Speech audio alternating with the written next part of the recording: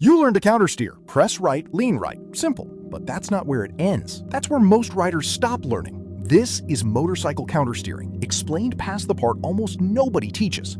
Here's what basic countersteering lessons never tell you. A real corner is not one input. It's not press once and hold. A real corner is a dozen tiny inputs, one after another, adjusting constantly to a road that is never actually consistent. Think about what a corner really is. The camber shifts halfway through. The radius tightens where you weren't expecting it to. A gust of wind catches your fairing right at the point of maximum lean. Another rider's line forces you a foot wider than planned. None of that shows up on the initial press that got you leaned over in the first place, and if the only tool in your toolbox is that one initial push, you are already behind the corner the moment anything changes. This is the gap between a rider who countersteers and a rider who corners. Most riders learn the entry. Press the bar, the bike leans, you're in the turn, and then just hang on. They treat the rest of the corner as something to survive rather than something to actively manage.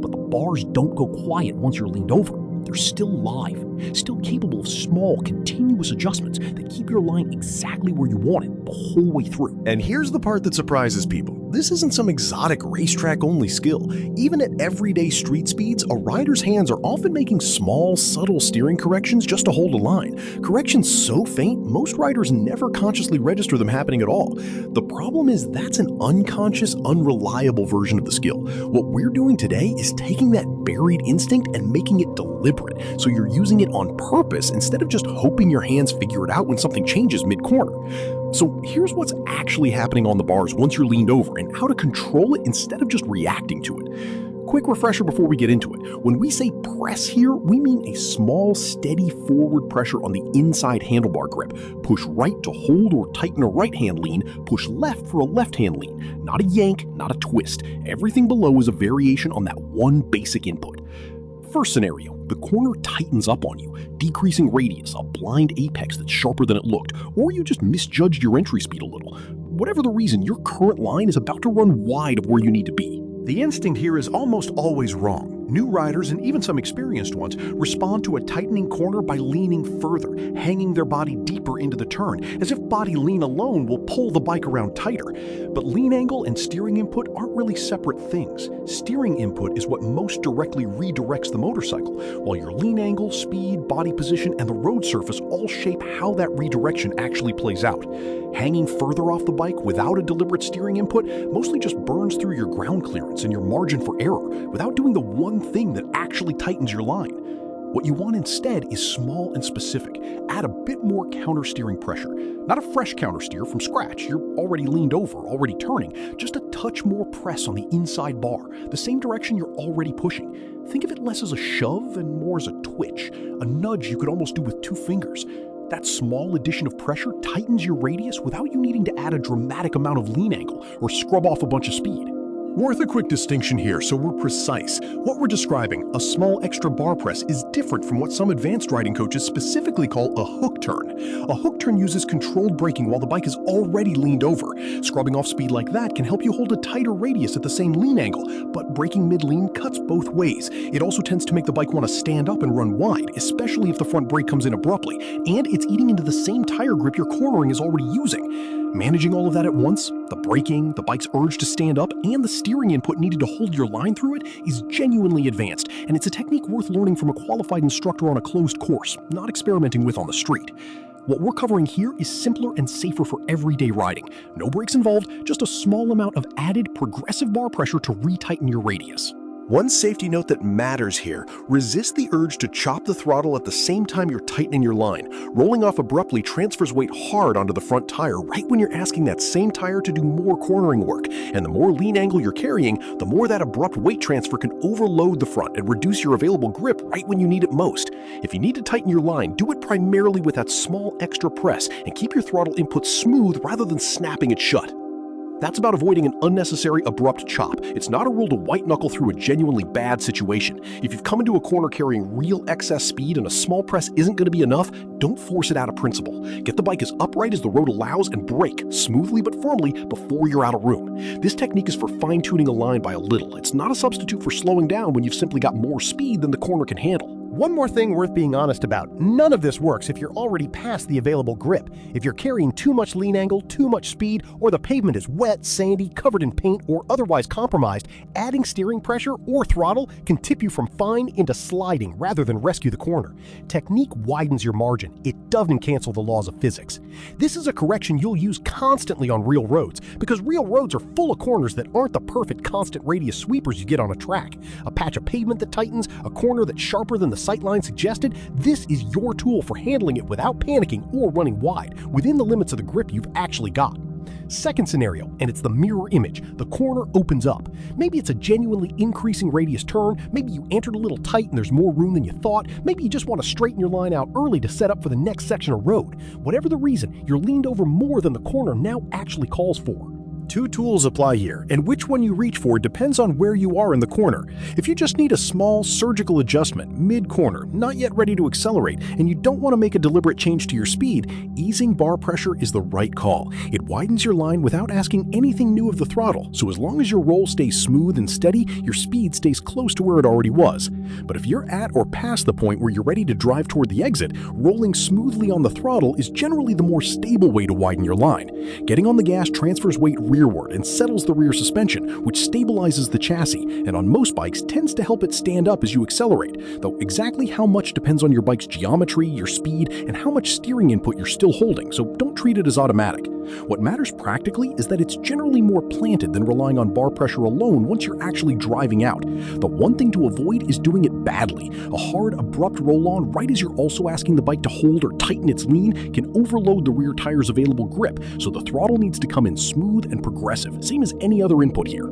So the real picture is this. Earlier mid-corner, not ready to accelerate yet, ease the bar pressure for a precise speed-neutral widening. At or near the exit, ready to drive out, roll on the throttle smoothly while you keep steering toward your exit. Acceleration can help the bike stand up and widen its line, but you're still the one steering it there. You're not just waiting for the throttle to do the job alone. Put the two corrections next to each other and you start to see the real pattern here. Tightening line, add a small press. Opening line, ease the pressure. Same two hands, same bars, same basic input, just a slightly heavier touch or a slightly lighter one, applied continuously through the corner instead of dumped in all at once at turn in and then abandoned. None of what we just covered works if you're gripping the bars for dear life, and this is the piece that trips up more riders than the actual steering mechanics do. Here's why a death grip is such a problem. Countersteering corrections, especially the mid-corner kind we're talking about, are small. We're talking about pressure changes you'd barely notice if you weren't paying attention. A twitch, a slight easing, nothing dramatic. If your hands are locked onto the bars with a tight, tense grip, two things go wrong at once. First, you physically can't feel those small changes in the feedback coming back up through the bars. The subtle information about what the front tire is doing, how much grip is available, whether the surface is changing underneath you. That feedback loop is how your hands know how hard to press or how much to ease off, and a death grip essentially deafens you to it. Second, a tense locked-on grip makes it hard to apply a genuinely small, precise input in the first place. Tension in your hands and forearms tends to produce jerky, all-or-nothing movements, instead of the smooth, tiny corrections this technique actually depends on. Riding instructors describe the fix the same way pretty much everywhere you look. Keep a light grip, let the bars move somewhat freely underneath your hands, and use your legs and core, not a white-knuckle grip on the bars, to hold yourself stable on the bike. Your hands should be there for precise, light steering input and for the throttle and brake and clutch controls. They shouldn't be doing double duty as your only anchor to the bike, because that job tenses them up and ruins exactly the sensitivity you need for everything we just talked about. If you've ever noticed your riding get worse, specifically when you're nervous, tense on a bike you're not familiar with, riding faster than you're totally comfortable with, or riding in the rain, this is very often why. Fear tightens your grip, a tight grip kills your feedback, and now you're making cornering corrections partially blind at exactly the moment you need that feedback the most. So here's the whole picture. You countersteer to initiate the lean at corner entry. That's the skill you already know, but the bars don't go quiet after that. Through the middle of the corner, you're continuously reading what the road and the bike are telling you and making tiny adjustments in response. Corner tightens, you add a small press. Corner opens, you ease the pressure. A gust hits you mid-lean and pushes you off your line, you make a small correcting input in whichever direction gets you back where you want to be. All of it small. All of it progressive, none of it a fresh, dramatic countersteer from scratch. You're already turning, you're just fine-tuning. And underneath every one of those corrections is a relaxed, light grip that actually lets you feel what's happening well enough to make them in the first place. Take the grip away and you can know all of this intellectually and still not be able to execute it, because you simply won't feel the small changes that tell you when and how much to adjust. This is really the difference between a rider who muscles a motorcycle through a corner and a rider who guides one through. The muscling approach treats the bike like something to fight into submission with a big input at turn in and then hang on. The guiding approach treats the corner as a conversation. Small input, feedback, small adjustment, more feedback, repeat, all the way to the exit. This feels strange at first, especially if you've only ever thought of countersteering as one single move. Press, lean, done. So don't force it, and definitely don't try to feel this out for the first time on a road you're unfamiliar with at a pace you're not totally comfortable with. Find a genuinely closed, low-consequence space to feel this out first. An empty lot big enough for a wide sweeping loop, a riding school skills pad, or a closed course rather than a public road. Even a quiet on-ramp is still a public road with debris, changing pavement, and no real escape route if something surprises you. So save the public road version of this for once the feel is already second nature. Take it at a relaxed pace, well within your ability, and just pay attention to your hands. Notice the pressure you're already holding once you're leaned over. Most riders are surprised to realize there's a small, continuous pressure there they'd never consciously registered before. Then deliberately try adding the faintest bit more press and feel your line tighten. Ease it back off and pay attention to how the lean and the line actually change. It isn't always a dramatic sensation, especially at low speed or on a bike you're not used to, so the goal is noticing what's actually happening rather than expecting a specific feeling.